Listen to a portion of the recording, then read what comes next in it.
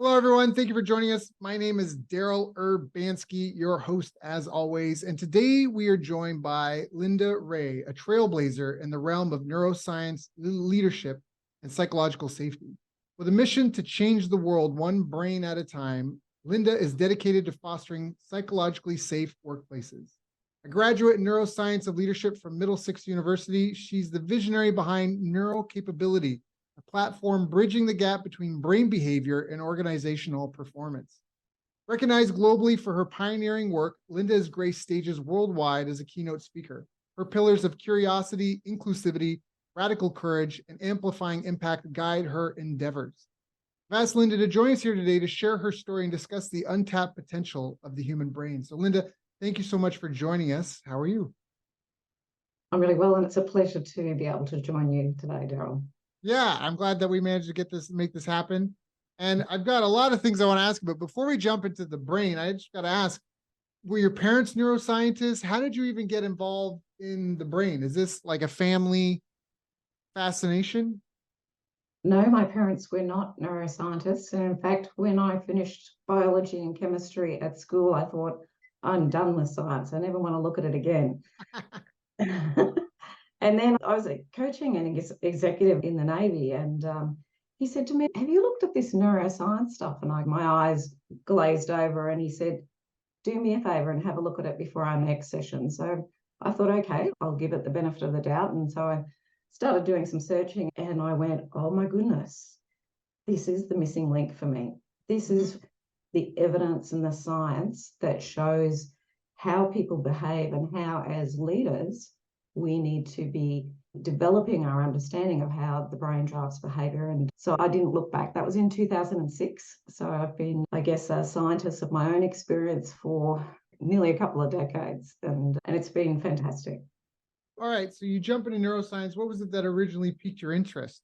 I think it was that a lot of the work that I'd been involved in was really looking at trying to help people understand the importance of the soft skills, if you like, and looking at things like values and beliefs.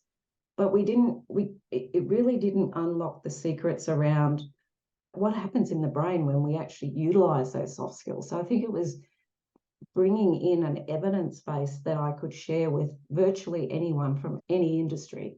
The more technically minded people really like to see strong evidence-based practice and why. So what's the proof here? And so it gave me the opportunity to say, here's the proof. This is what we know from decades of insights emerging from neuroscience. Can you describe for us what are evidence-based soft skills?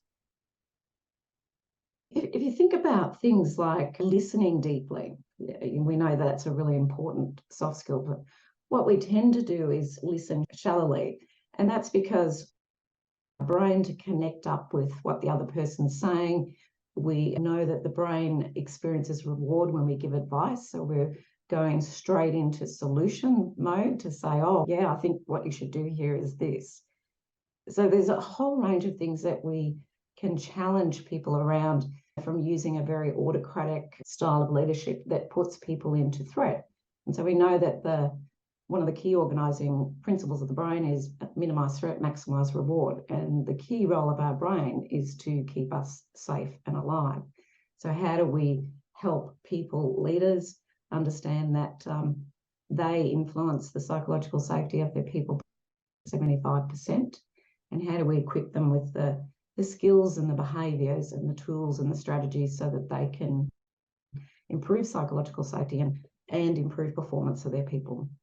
I love this. So I don't have a neuroscience background, but just hearing you talk, I feel I just had a vision of visualize just a portfolio of instances where I understand exactly what you mean. Can you speak to a psychologically safe workspace? What does that mean? Psychological safety isn't a new concept, but I think it's really come to attention around the globe from the work of Professor Amy Edmondson, when she was looking at the concept in her work in hospitals and in relation to medication error reporting. And much to her surprise, she found that in teams where there are higher levels of medication error reporting, there was higher levels of psychological safety. And she had predicted the opposite. So that really got her thinking about it. And so she started to understand that people, when they feel psychologically safe, they feel okay to challenge a doctor and put their hand up and say, I don't think this is okay. So really, psychological safety is about our capacity to feel like we can speak up and speak out without fear or retribution, that our ideas won't be rejected or we won't be humiliated. We would see high levels of trust and mutual respect. And then we saw Project Aristotle from Google, where they looked at what was the key ingredient in high-performing teams, what was the secret. And they spent 2 years, and anyone can Google this, there's lots of information about it, 2 years, and they still couldn't work it out. And then they turned to the work that Amy Edmondson had done around social norms, and they looked at all of this new lens, and they found 5 key ingredients in every high-performing team at Google. But the most important was psychological safety. What were the other 4? You piqued my curiosity now. It was clarity, impact, meaning, structure, clarity, impact, meaning, and psychological safety. Structural clarity, impact, meaning, psychological safety. Yes. So people were really clear about their roles. They knew what the expectations were. They understood how what they were doing was contributing to the greater good of the team or the organisation. What they were doing had some personal meaning and gave them some joy. And people were really clear about structures and processes. But you could have psychological safety and the other 4 would follow. So it was found to be the critical ingredient. I love that. I love that so much. Can we give a couple? So it sounds like what you're saying is when someone feels psychologically safe, it means that it's almost like an emotional intelligence thing, in the sense of, I think it gets to the core of what emotional intelligence is, and that's really connecting with the other person's brain. And that's creating an environment where communication can flow freely, where it's had me thinking about static versus dynamic societies. There's the godfather of quantum computing, David Deutsch, wrote a book called The Beginning of Infinity. And in it, he talks about static societies versus dynamic, and how in static societies, it's all about maintaining the status quo. And often this is because some rule books are written in blood. So we got to maintain the status quo. But at the same time, a lot of static societies have disappeared because they weren't able to evolve with the times. And that required a dynamic society where the best ideas get moved forward, almost like a meritocracy. And so it almost sounds like we were talking about in psychological safety. That's what I'm hearing, is you're almost creating a meritocracy where people are able to optimize for peak performance and to eliminate errors from the workplace, whether it's our designs could be better, whether it's, hey, our meetings aren't as productive as they could be. Correct me if I'm wrong. Is that a fair estimation of what you're saying? What a beautiful summary. It is absolutely, you're spot on. Okay. And I think when you think about what the brain, how it operates, so moment by moment, we're taking in around 11 million bits of information. Okay. Think about what would happen if you were aware of that. You'd just go into meltdown, wouldn't you? Right. And so your brain is very carefully filtering out information through our senses in the ultimate answering of one key question: am I safe? And when we don't feel safe, that kind of activates fight and flee response and a whole kind of neurophysiological response, which releases cortisol and adrenaline and all of those things, because our brain doesn't really distinguish between the modern world and when we lived in caves and clans. And so we're doing that, and that's what guides our action. And I've taken the concept of psychological safety and extended it beyond that, because I thought there was something missing. And what I've discovered through all of my research is, and I think we're seeing a lot more reference to the term psychosocial safety. So social safety is really our assessment. We make a snap judgment, and this happens pretty much outside of our conscious awareness of, are we safe or not safe? We walk into a meeting, we see people are all hunkered down, they're not really engaging, and we go, oh, something that might harm them might harm us, so I better hunker down too. And it's not until our brain has gone through that process and we start feeling then whether we're psychologically safe or not. So social safety is our appetite in that social context for taking interpersonal risks. And then psychological safety is our intrapersonal. It's how we are left feeling from that assessment. I love that. So what you're saying speaks really well to the research that I did. In 2020, I had 10 research assistants help me comb through all the academic literature on business success. So I've helped companies make hundreds of thousands and even a million here, a million there. But I quickly realized with one client who was almost wiped out by the IRS that sales alone don't guarantee business success. And during the pandemic, everybody was arguing about the science of this, the science of that. And it made me wonder, what does the science, what does the research have to say about business success? So we went through everything that we could, and we found 8 critical success factors. And these were studies from Saudi Arabia, Indonesia, Australia, America, worldwide. And we found that our 8 factors were self-efficacy, market intelligence, strategic planning, marketing strategy, sales strategy and skills, money management, business operations, and business intelligence. And that all things from your hiring, your HR practice, legal compliance, cybersecurity, they fit under those umbrellas. And then we tried to break down each factor into its critical components. And for us, self-efficacy were specific personality traits, leadership skills, and personal disciplines. And what you're saying fits so nicely into the personality traits and the leadership skills. So the personality traits were locus of control, which is about being a control freak about what you can control, extroversion, because in business, we have to be willing to engage with the outside world, openness to experience, agreeableness, conscientiousness, acceptance of criticism and feedback. Those were positive correlates to success. And the leadership skills that we found was self-awareness, communication, cooperation skills, emotional intelligence, and adaptability.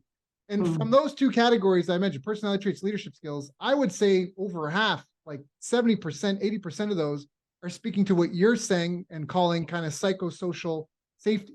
And that makes perfect sense. The ability to communicate with people, make people relaxed, create friction. Morals typically grease the wheels of social interaction. It almost sounds like that's what psychological safety is out to try and do, to grease the wheels of social interaction, to reduce friction and improve communication between brains.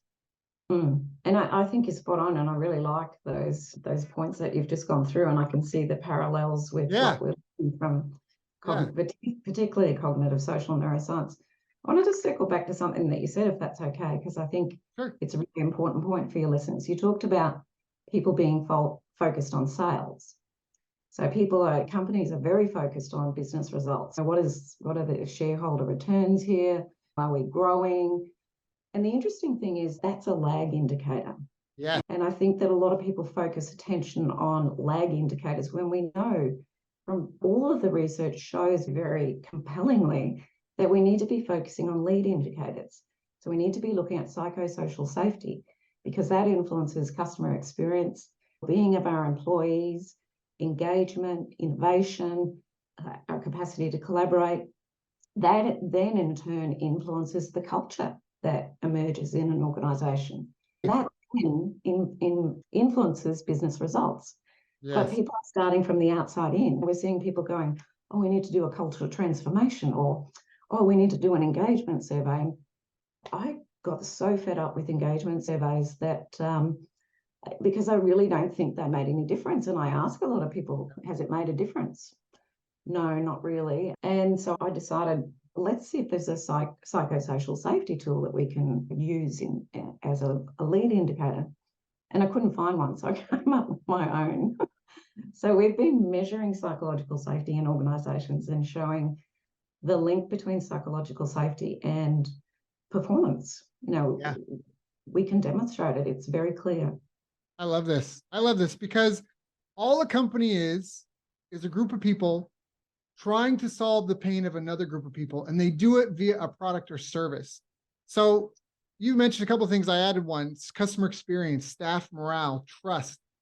If I have a problem, a mentor I worked with a while ago, he used to talk about sales is about getting people to put their swollen testicle on the table. And what that means is, like, someone has something they're a little bit shy about admitting, right? And they don't really want to talk about it. They tell you, oh, I got a problem with my cough or something. I just need some. The real issue is they have a swollen testicle and they don't want to tell about it. They don't want to show it. They don't want anything. And you have to create an environment of trust and friendliness, essentially, of empathy, where they feel safe and comfortable to put their testicle on the table so you can examine the problem. And then they have to trust and believe in your prescription for how to solve the problem. And so the psychological safety, the psychosocial safety, I feel like I agree 100% that I know that as business owners, we were focused on how much money can we make? Are we getting capacity utilization from everything? And that's a fancy word to mean getting all we can from what we've got. our staff working for are we getting the most out of everything? But at the end of the day, business is about helping people. And it's tough to do if it's a stressful environment. You have to find, I think, that balance. You might be able to short term stress people out. You can crack the whip, but you're not going to get long term. I always say, even if you don't have an ethical bone in your body, the best way to do business if you're in the long game is to love on everyone, your vendors, your staff, your customers. And that's almost what you're talking about. Psychological safety, you can't really do without empathy and love. Is that? Yes, that's true. But I also think a lot of people misunderstand psychosocial safety, and they think it's about being nice to each other and singing Kumbaya. Right. That's not the case. When we have an environment where there is high levels of psychological safety, it also means that we are courageous in holding each other to account. Yes. So I've measured psych safety in organisations, and there's high levels of psychological safety, but they're not performing.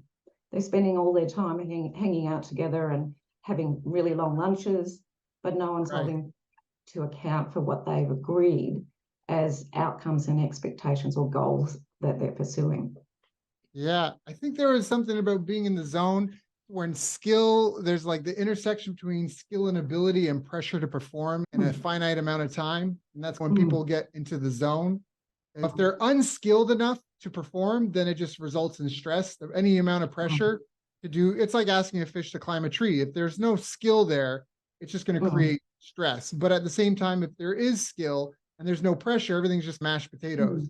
And so you have to find that intersection. I think I love what you said, like a stern but loving parent is maybe the best way to put it. A stern but loving. We have to make reasonable progress or meaningful progress in reasonable time. And I think that's an important thing because nothing stands still. And life is one big competition. And especially since COVID, more and more people are work from home. More people have realized we're competing with almost anyone with a laptop. Teenager in their basement could possibly become a competitor. So there is pressure to perform, but at the same time, you need to show up at your best. Can you talk about let's go through some myths here. Let's talk about hustle culture. How does hustle culture influence peak performance, so to speak? Is it good to be on 4 hours of sleep and grinding it out every day? Can we speak to that a little bit? Very simply, the answer to that is no. And I think that's what really concerns me is that people at the moment, the levels of burnout are off the scale. And this idea that if we sleep 4 hours, we work 16 hours, maybe we eat somewhere in between there, we know that the brain actually cannot function for that period of time. And in fact, all of the research shows that you are more effective in working 6 to 8 hours a day than 14 hours a day. Because when you're committing your brain to working 14 hours a day, your brain slows things down. And we know that sleep is absolutely critical for brain hygiene and supporting you to be able to think clearly the next day. Yeah. It's a killer for innovation. When you're tired, you don't have insight. And we need to create those conditions for insight to flourish so that people can be innovative and solve wicked, complex problems. So you already spoke to it a little bit. What are the biggest mistakes people are making in terms of setting themselves up? Because I like to use the analogy, I'll rant for a second, but a lot of people don't realize truck drivers by law in pretty much every country have to get a certain amount of rest. They're unable to drive more than, I think it's like 12 to 16 hours max.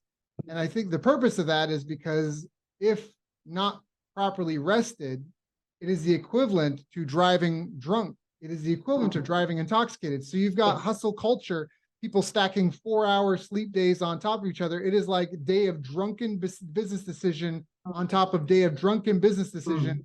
And we all know people that work hard and don't amount to much in life. Hard work is a requirement for success, but it does not guarantee success. You have to work hard. Hard work will always beat talent when talent refuses to work hard. Yes, but you also need to work smart. And for that, you have to show up with your fully functioning brain intact. I think one of the things that's really critical that people don't understand is we've been through this technological revolution, which has been great. Love technology.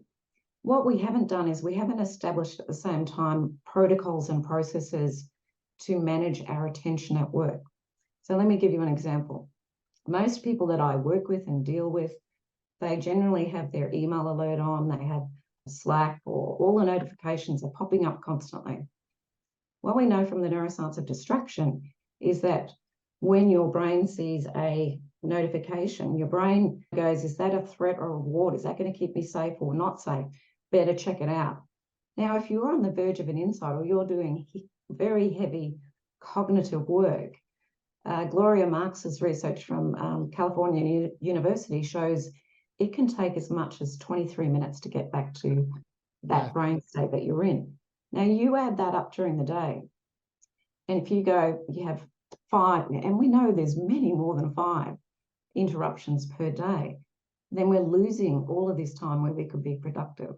Yep. And we see people going to meetings with no understanding of why they're there. Oh, why are we meeting here today? When we ask people to come warmed up to the meeting, they've actually already started to engage in those brain processes that get them to think much more creatively. So there's so many things that we're doing wrong and acting against how the brain operates at peak performance.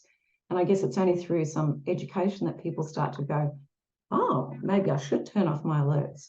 Right. Maybe we should have something like meeting-free Mondays so that we actually get some time to do some very great work. Or other people have implemented things like the hour of power. And that hour of power is when no one disturbs anyone else in the team. And it doesn't have to be at the same time.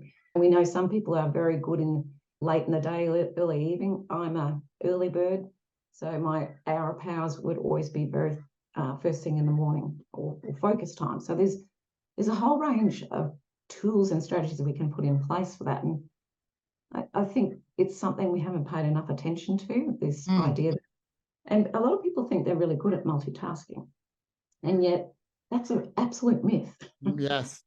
When you're doing 2 things at once and you're switching between things, there's this thing called task switching cost. So every time you move your attention from one to the other, you use up precious energy in the brain. And the brain is it has a certain amount of energy. And if we're using it really stupidly by multitasking, and we know also that when you multitask, you make many more mistakes. And yet a lot of people still say, hey, I'm a great multitasker. We really should be just focusing on one thing at a time, because that's all the brain can biologically do. I love that. I love that so much. So what are some of the core pillars of phenomenal brain health? I think that most people know a lot about what these are. So it's sleep hygiene, making sure you get good sleep, obviously health, eating well, and also exercise. But I think the other thing that we don't talk about in terms of keeping your brain well are things like, how do we allow our brain quiet moment? You go and stand in the supermarket or go to dinner and everyone's on their device. And yet we know that the brain actually needs quiet time.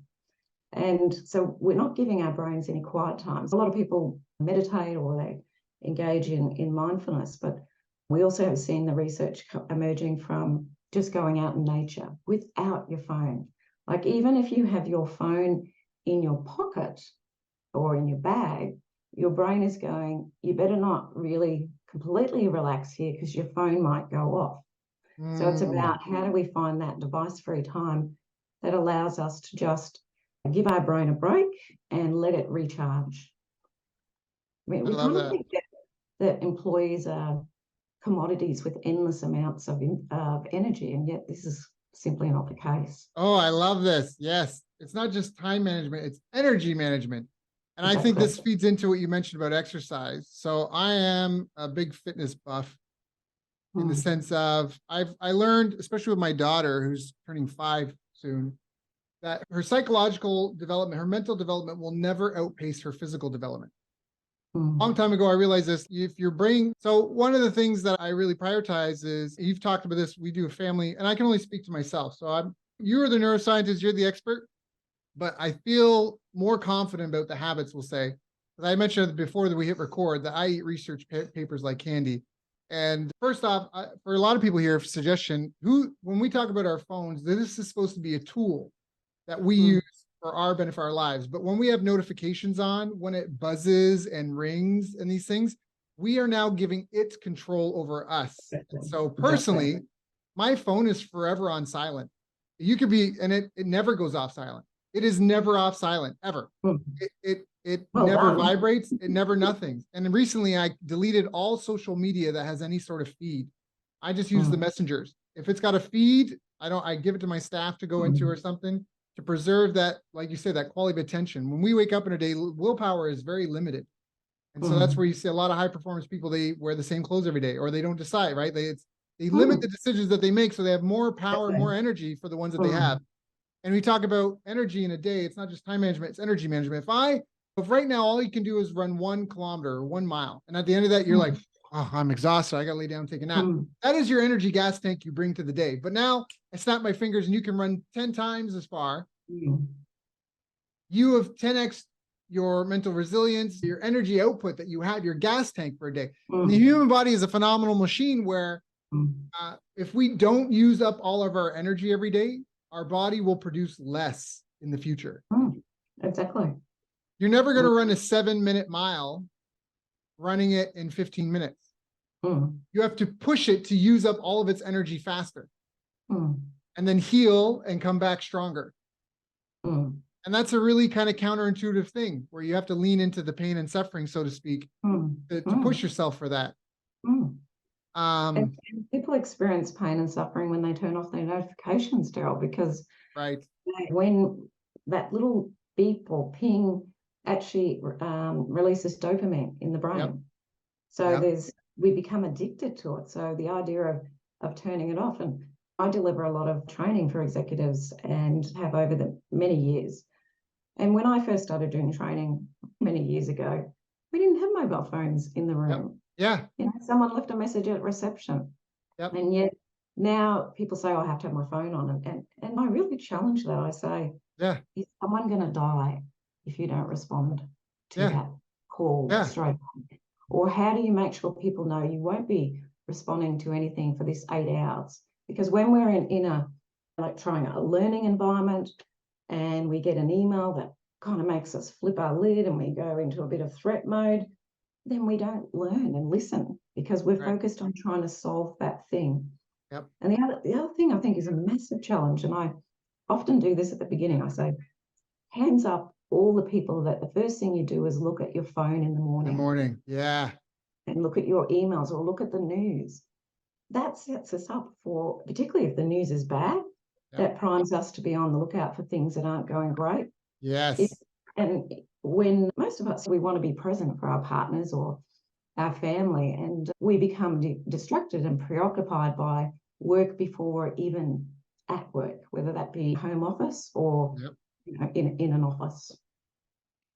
And I know some organisations are implementing where you cannot look at your emails between 6 o'clock and 8 o'clock the next morning. So we're starting to see some of those protocols come in place, but really we've had technology around for a very long time. And a lot of people say to me, I'm exhausted, I'm burnt out. I reckon that they're experiencing distraction fatigue. I would agree with that.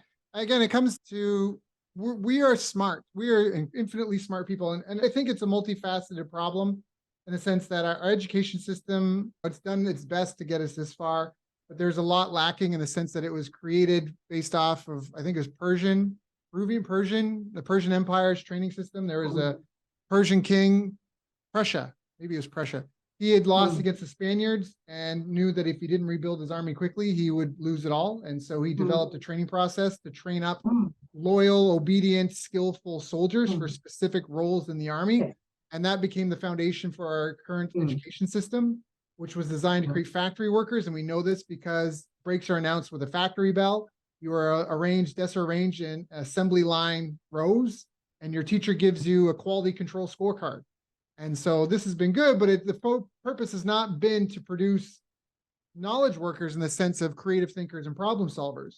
And this is really important because you talk about people being burnt out. Again, I can only speak personal experience. I accepted a new client recently, and I knew that it would be about 3 weeks to a month, maybe 5 weeks of imposing on my normal routine and schedule. And that was just to get everything up and running. And then we created some software tools in-house that basically share the work. And now with an assistant, it's 15 minutes a day for me. Whereas before it was a 3 to 4 hour per day commitment. And that's just because I knew that we could crawl, walk, run. We do the process enough, we figure out the process. Now we can put systems in place and on software, automate it, and then it'll perform at a higher performance level. So I think that's a really important thing. And I also want to say for the listeners that not everything in the jungle kills you and eats you. Some things feed on you for as long as possible. And you have to remember that there's producers and consumers, and the producers earn when the consumers consume. So the longer social media can keep you consuming and checking your news feed and all that stuff, the more that they make showing ads and all that stuff, but it may not add any value to your life. And I love that you talked about how basically companies are initiating sort of policies around planning your day and working your plan. I think that is critically important. I've designated times for certain things. I mentioned I deleted all my social media. It doesn't mean I'm not on social media, but it means that I have to do it on my laptop, not my phone. And I cannot do it when I'm at my work desk. I have spots in my house. I have to sit there if I'm going to do that, because that is the only time and place those things are allowed. And again, I'm only speaking for myself, but I am a little OCD with this stuff. And I think that there's probably some good suggestions. I think it's great. You're looking after your brain. And I hope listeners take a leaf out of your book, because that's precisely what we advocate. Thank you. I'm interested to hear you say about the school system and that whole obedience, that culture authority has bled into organisations. I think one of the greatest examples of this is performance appraisals, which were really taken from the military, who were wanting to see if their soldiers were performing in order to decide if they were going to dismiss them or discharge them. And yet we still see individual performance appraisals when we largely work in teams. And I love really that. It's a waste of time. And you ask how many people say, oh, I look forward to my quarterly performance appraisal. I don't think you'll find too many takers. It's interesting. If you think about what we do with leaders, we often promote them into leadership positions because they're good at their job. They're very technically competent. And we set them up for failure. We don't give them the handbook on how to lead people. And I think that's a really massive underinvestment in organisations, is the people component. I love that. Yeah. Sorry, I didn't mean to catch you. So really, you're trying to support leaders to develop skills where they're having development conversations once a quarter, at least once a week. And we know people coming into the workforce now, I look at my son and daughter, they're 25 and 23, they want growth and development. They want to learn, and they want to improve, and they want to see that people are investing in them. 100%. I think they call it the Peter principle, which you're talking about. When you're good at, we talk about sales. So you're a good sales rep. Let's make you sales trainer. Oh, you're a good sales trainer. Let's make you sales team manager. Oh, you're a good sales team manager. Let's make you a regional sales team manager. Oh, you're great. Let's make you VP of sales. Oh, you suck at that. Let's just leave you here, because we can't demote you, and you're not good, so we can't promote you. So people get promoted to their highest level of incompetence, and then they just get stuck there. Which is an interesting problem. In a lot of ways, people, I think, tried to work around that. Is there was a lot more jumping from company to grow and develop their career, finding higher paying roles and responsibilities that fit their skill sets versus just being promoted to a certain level. But I do know that I've talked to a lot of leaders recently, and there seems to be a trend since COVID, at least, of more of an emphasis on having to train up skill and talents. Can you speak a little? Yeah, sorry, you're going to say something. No, please. What was your question? I wanted to ask about like, how do we train? Because to overcome something like the Peter principle, we have to some people have certain hardwired things in their personality, and that just is, but a lot of behavior can be influenced. How do we train behavior? How do we develop new habits? How do we do that for sustained, what am I trying to say, on a permanent basis? That's a great question. I really like that question, because I think what we've done in the past is what I call the sheep dip approach. We get these people and we send them off to a 2-day program, fill their heads through it with a whole bunch of leadership theory, and then we go, off you go. And yet we know from how the brain builds habits and encodes memories, that is really inefficient and doesn't work. So I think one of the great things about COVID is we've seen a little bit of a shift onto more blended learning kind of approaches, where there's some online and then we bring people together. But we also see all of the research that shows one of the most effective strategies, obviously you need some education, and we would always start with understanding your brain and how that drives behavior. But then we need coaching in order to continue to build the habits around those things that we want to see in a leader. What are the habits to be able to facilitate a psychosocially safe environment? What are the things we need you to focus your attention on? It takes anywhere from 23 to 284 days to build a new habit based on the complexity of that habit. And so saying to someone, hey, I'm a very good listener, I really need to dial up your listening skills. Yeah. What's that going to do? If it's a habit, if they have a habit of being an interrupter and having a telling style of leadership, just asking them to switch overnight to being a listener and having a curious mindset, it doesn't happen overnight. It actually has to be something that we help people to build those capabilities and skills that allow them to positively influence that psychosocial environment of their team. I love gardening. I've really put an emphasis on trying to get my daughter to love flowers and plants. Because hearing you talk about that, I feel like there's a correlation in the sense of so many people grow up in urban city centers where they're so detached from the natural processes of the earth that we live in this instant gratification society, that there's a disconnect. Like what you talked about, it's going to take 23 to 240 days to nurture and change. Like if I feel like gardening is such a fantastic skill for all ages and levels, because it really teaches you the process of sowing before you reap, of preparing the soil before you plant, that apple trees will not give you peaches, that there's all these little life lessons in there in gardening. And just as you're talking about habits and having to nurture, you can't cover your eyes and be like, there are no weeds, there are no weeds, there are no weeds. You have to look and pull the weeds, or you have to figure out a way to turn them into compost. Like recently, sidebar, I learned that cardboard is actually a great way to help control weeds without unrooting everything. You can just put some cardboard down to kill the weeds, but then they turn into natural compost and you're not tilling the soil. I'm into no tilling. I'm into regenerative permaculture. And so this is just a simple example of just little processes that I think it's just a power. Anyway, maybe I'm on a bit of a tangent here, but just when you talked about 240 days, like there's an iterative process. Naval, a guy I really like, he says, it's not 10,000 hours, it's 10,000 iterations. Yes. And that's almost what you're talking about. You have 240 attempts to get rid of that habit before you actually do it. When you say we know how habits development work, can you speak to that a little bit? Like for people that are like, okay, all right, Daryl, all right, Linda, I believe what you're saying. What do I need to do to change? How do I modify my behavior? I guess that's a lot of the work we do in assessing psychosocial safety. So that gives us like a baseline of what is this leader doing or not doing that we can then support them to build and grow in that behavior. I guess from a habit forming perspective, what we know is that we have to focus our attention and positively frame goals. Instead of saying, I don't want to be unhealthy, it's about, I would like to have a healthy lifestyle. So we need to think about how we frame it. I want to get rid of my bad listening skills. It has to be, I want to become really good at deep listening. So it has to be something that you feel will be a reward at the end. The other thing I think is having cues. We have about 1,000 open intentions at any one time to change a behavior or a habit.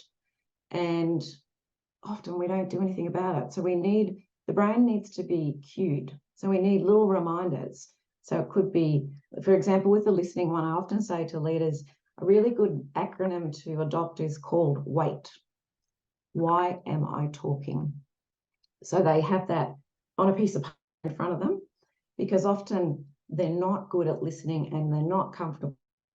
And yet we know that silence is necessary for insight and has to actually get quiet. So little cues can help us keep on track of that. Also publicly declaring it to other people and saying, hey, I need your help with this. I really would like to work on my listening skills. If you see me interrupting Can you give me a kick under the table or acknowledge when I'm doing a really good job? We need to be, those wins and successes helps to stay motivated to develop that new habit. Did you say WAIT? Was that an acronym? Why? Yeah, why am I talking? Oh, there we go. Okay. I was waiting for the others. I was like, okay, why? But got it. Why am I talking? That's so powerful. I don't remember where I got it, but I would go to meetings with a piece of paper written on in my pocket saying, what if they're right? I think I still I'm a bit of an aggressive, assertive personality type, but I often, whenever I feel myself disagreeing with someone, what if they're right? What if they're right? What if they're right? Consider the alternatives. That's a beautiful example of a cue. Like right. your brain was aware of it being in your pocket. So it doesn't have to be on a piece of paper. It can be in your pocket. Yep. It can be under your pillow when you go to sleep at night. But that's a great example. I love that. Yeah. I think the why am I talking is good too. Silence, music is as much silence as it is noise. Without the pauses, there would be no melody. And so I think your point on needing to take rest from just feeding your brain, feeding your brain, and just let it process and digest. I know some people, when they meditate, they're like, oh, I just focus on my breathing or I visualize stuff. There's also a group of people where they just nothing. I'm setting aside this time to sit in sensory deprivation almost, my eyes closed, quiet room, dark, softly lit, and just let my brain just do what it needs to do. And I've just committed to sit there until the timer goes off in 20 minutes, in 10 minutes, 15 minutes. And whatever I want to think about, I'll think about it. I'll observe it. I'll let it go. The next thought, I observe it, let it go. And I think that's a really just science-based now validation that there's action with inaction. You need to do nothing every day so you can do something. Yeah. Right. This just reminds me of some research that I just came across. I haven't really looked into it in depth yet, but it was looking at people that have attention deficit or whatever you call it, ADHD. Right. And what they did was, because they can't turn their brains off, it's really hard. To ask them to do that is pretty much an impossible task. So what they did instead was they said to these people, if you notice a thought coming in, just say to yourself, I wonder what my next thought would be. And by just saying, I wonder what my next thought would be, it actually stopped them having thoughts intrude. So it was really fascinating. And I tried it the other day when I was unnecessarily ruminating about something. And I thought, and I said in my head, I wonder what my next thought's going to be about this. And I don't know, it just created this space. It was really lovely. So there's lots of things we still don't know about the brain. Like, why does that work? And I'm really keen to dive into that and have a look at that. Taking notes. I'm a writer downer. Even if I never look at it again, I write things down a lot. What are your thoughts on, was it nootropics, supplements for brain health? Are there any that you think have good solid evidence behind them? Is there any that would be beneficial, or is it just sleep, diet, and exercise? I think sleep, diet, and exercise are really critical. And I get a little bit wary about the supplements coming on the market. And what is the evidence? Really do your research. Otherwise, you might be just wasting your money. There are some really good neuroscience-based books looking at the best diet. So I think you're much better off actually looking at what is it that you put in your body and how is that being neuroprotective for your brain. Olive oils and Mediterranean diet, there's tons of evidence around how that is neuroprotective. And we need to be thinking about this because as we age as a population, we're seeing more and more dementia and Alzheimer's. Yep. My father developed dementia and Alzheimer's and lived till he was 90, but passed away about 18 months ago. We were big on things like berries and just looking at things that are naturally good for us. I always think, why are we taking supplements how can we get that nutrient and neuroprotective factors through our diet? Yeah, I love that. It's not my area of expertise, I must say. That's just my personal belief. I'll drop some because it is my area of expertise. And so first off, you can't outwork a bad diet. A lot of people think this calories in, calories out.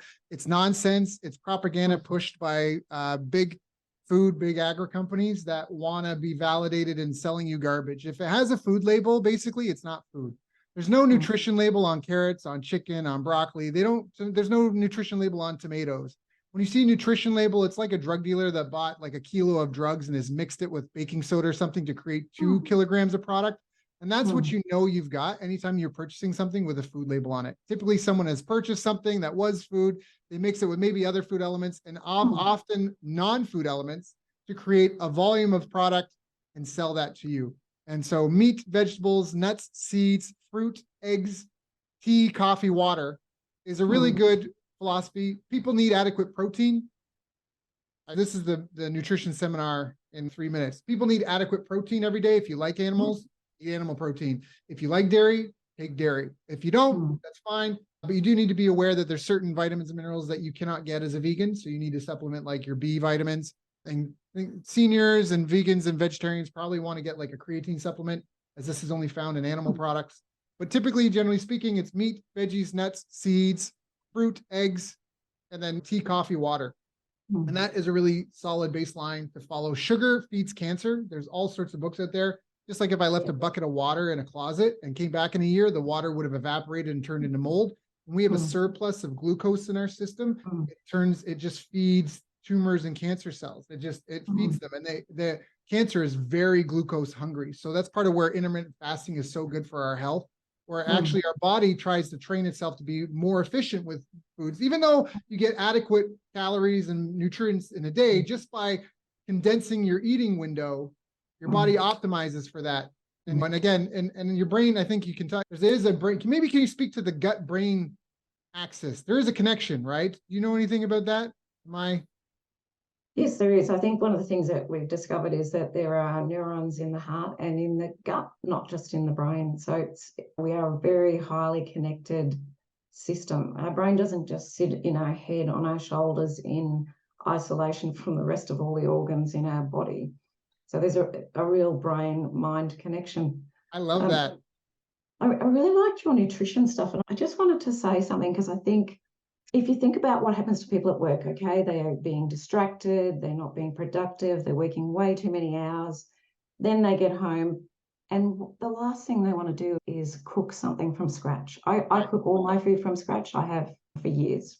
That takes more effort than just going and getting something that you can reheat. So I actually think that our health has been derailed a bit by the sabotaging of our energy at work. So we come home with no energy, and then we go, oh, couldn't be bothered cooking that from scratch. I'll just go and get some takeout, or I'll use that packet mix on the shelf. So I think there's real links with this that people aren't really considering, that we aren't getting the nutrients because we're so exhausted from our day. And that's really important when you look at there's a book written called Blue Zones, and it talked about like basically the places on the planet, different communities where people had the highest life expectancy per capita. More people lived past 100 than anywhere else. They were big on fasting, and they ate high, like nutritionally dense, low calorie foods. And so this is just it's just a repeat common thing in the sense of Atkins had it right to a certain extent, where we do need protein. We need adequate protein. That is critically important. But then as far as glucose and carbs, you only need what fuels you. It's like a car with gas tank, and that excess turns into fat and disease, cardiovascular disease. And so this is a really important, you can't outwork a bad diet. The other thing is that what you put in your mouth is what your body rebuilds itself from. So if you're putting in weird chemicals, your body's got nothing natural to build itself out of. All chemicals are organic, okay, sure, but pollution is a concentration of chemicals where they're not serving a positive purpose, we'll say, right? So if I drink a bunch of bleach itself may be part of the periodic table of elements, but it's not good in my body. And so that's where what we eat does turn into what our bodies rebuild themselves from. And so this is a really important thing. So the baseline is always nutrition. Abs are made in the kitchen, not at the gym. But then the gym is a place where you get denser bones, you get stronger tendons. As we march into old age, we lose muscle mass and bone density. So it's almost like a savings account, but in terms of health, that as we build up our physical fitness, we march into old age with this savings account of abundance of muscle mass, very dense bones. And that's where you need the combination. Metabolic conditioning is for your heart, your lungs, right? Helping your cardiovascular system. Strength training is for bone density, your tendons and ligaments. And then calisthenics are the only exercises that improve strength to weight ratio. So what I mean is that if I did weightlifting, I would add more muscle as I build that. And you don't necessarily, a lot of women, they don't want to do weightlifting because they don't want to get bulky. you would have to lift weights for 20, 15 years to get really like, you can get stronger by having denser muscles. They don't even necessarily have to get bigger. They can just become denser. And that is an important part. And muscle, if I filled my mug here to the top with fat and I filled the same volume space with muscle, the muscle would weigh almost twice as much. So weight is a terrible metric to use in terms of monitoring health. It's better to do body fat percentage because that is what's way more important. And so everybody needs a combination of weight, cardio, and calisthenics just to get the full benefits of that. And then, of course, I want to mention this before, but I was really fascinated to learn that things that don't move have smaller brains. And it makes sense if you thought about a car. If I had a car and I never drove it anywhere, I wouldn't need wheels. I wouldn't need a drivetrain. I wouldn't need brakes. I wouldn't need an exhaust pipe. I wouldn't need an engine. I wouldn't need headlights potentially. I wouldn't need a horn. So when you move, things that move have more voluminous brains, more dynamic brains. I think that's a really important concept. And that even though we're knowledge workers and a lot of us work on computers or with paper and pen, we talk about waking up in the morning. I think it's a really important thing in Chinese medicine, specifically in Tai Chi. They have an idea of waking up with a thunderbolt of vitality. The concept is to wake up and to wake up your body systems at the same time. So everything is turned on, everything's functioning as you go into your day, not just pounding coffee and waiting for the coffee to wake you up. I think that's an important little tip. And how do we move? So one of the things that we've always done in our organization, we're all working virtually, but when we were together, we had walking meetings. I love that. You know, I love that. Why sit around? Yeah. Or we would do things like, okay, we're stuck on this problem, and we know the worst thing you can do is keep pushing through when you're stuck on a problem. The best thing you can do is get up and walk away from it. So we would maybe individually or independently just go for a walk around the block. And then your brain doesn't stop thinking about it, but we would do a mindful walk. So it would be feeling your feet in your shoes as you're walking along. Right. To try to calm down that brain and conditions for the brain activity that you need in order for insight to flourish. And I can tell you without a doubt, every time we did that, someone would come back with an insight that switched it and flipped it. I believe that. And that's the problem. People stay stuck in the problem, and it's the worst thing you can do for the brain.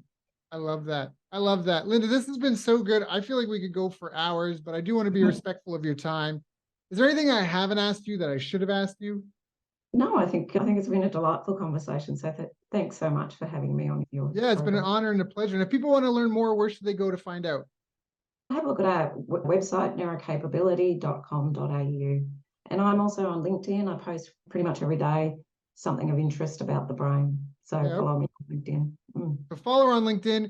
Go check out neurocapability.com.au, neurocapability.com.au for Australia. You can also look her up on LinkedIn, Linda Ray. What's her if it's neurocapability, LINDA RAY. Linda, thank you so much for coming and sharing with us, knowing you have your own followers, your own community, your own people, your own schedule. Thank you for coming and sharing with me and mine so we can all improve our brains a little bit and do better. You're very welcome. Thank you.